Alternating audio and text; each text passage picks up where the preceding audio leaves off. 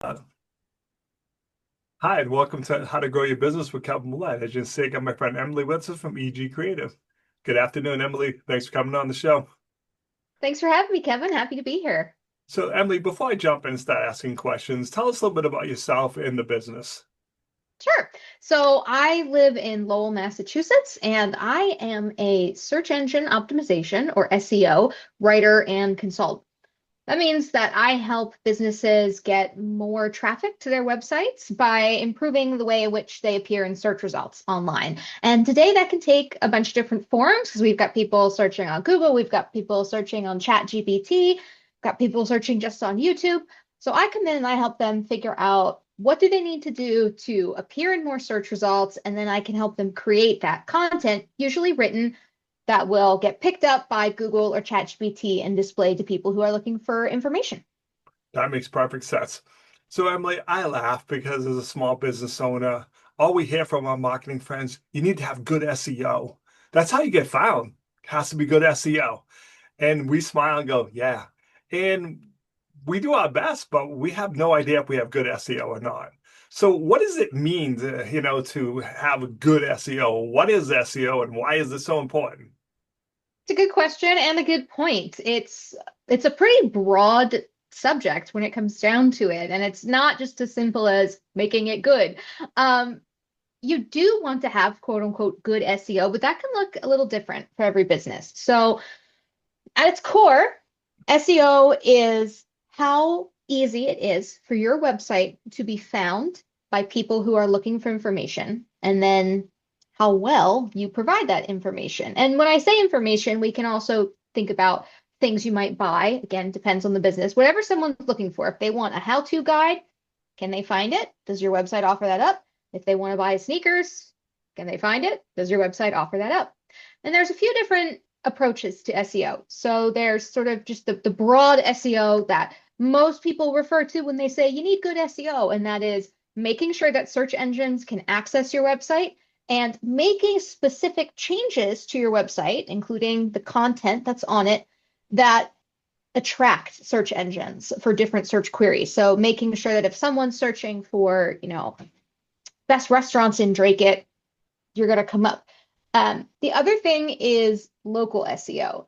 And that is where you are optimizing your website to appear for searches done by people in a specific geographic area and to make sure your website appears in Google Maps results.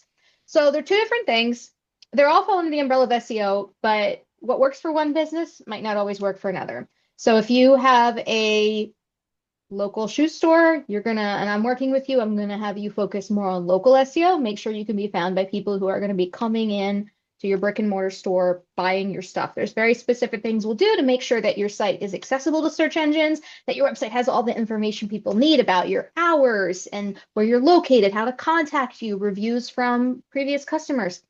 But for someone like you, Kevin, who's got more of a broad online profile. You're working with people up and down the East Coast, in other countries, talking to students from all over the world. I'd be working with you if we were going to work on an SEO project to make sure that you had content on your website that answered a lot of questions that people could find no matter where they're located. So it's not going to be based on a single location. It's kind of a rambling response. Does that make sense? It really does, but I like how you focused on local SEO. Because again, if I am the shoe shop or the local pizza shop, it's great if people across the world know about me, but they're probably not driving over for a slice, and stuff. So, people not understanding that, hey, I want to be seen for customers who are close enough to come to me. That's important.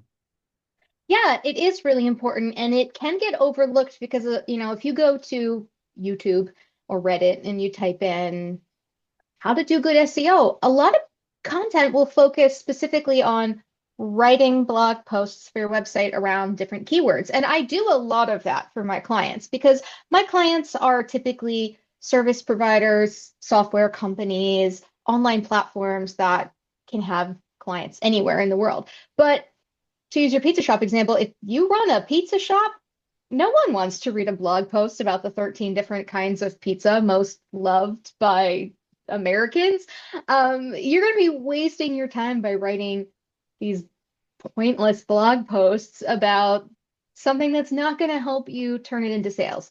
You got to know what people want. They want to know where you are, what your menu is, what other people say about your business, how much it costs for a slice. Boom, done.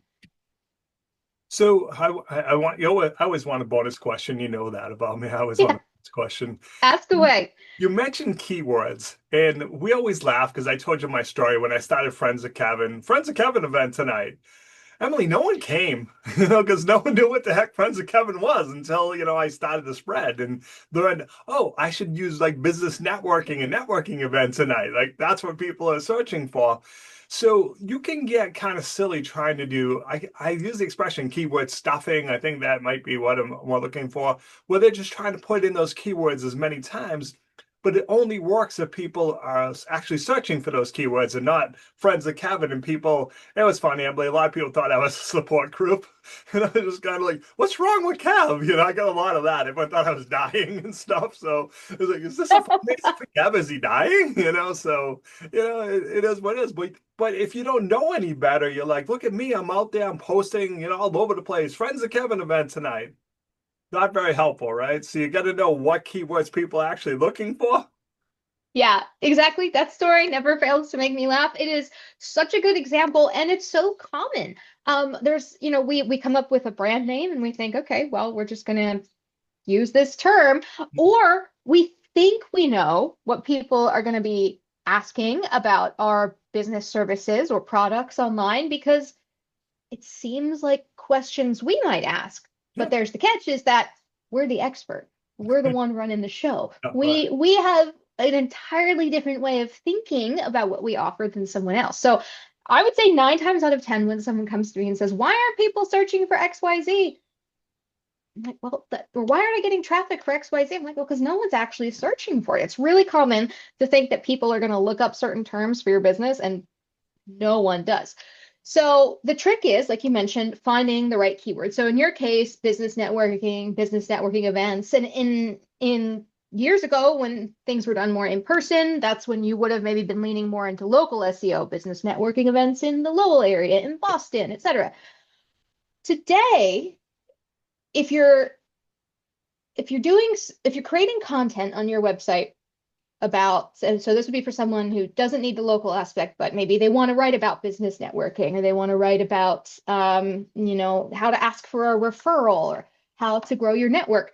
You're going to be creating content on those topics, but you need to figure out what exactly people are asking, and that's the keyword. And in the past, it used to be that you could just focus on 1 or 2 words like business networking, referral template. Today, you have to think about full questions people ask because that's how search works now. In the earlier days of Google, we would type in 1 or 2 words. You could use like Boolean operators. You're like minus this and that. Today, you just type out a question or you say it to your Google Assistant or Siri on your phone. People are using now ChatGPT to search. They're just typing in natural language.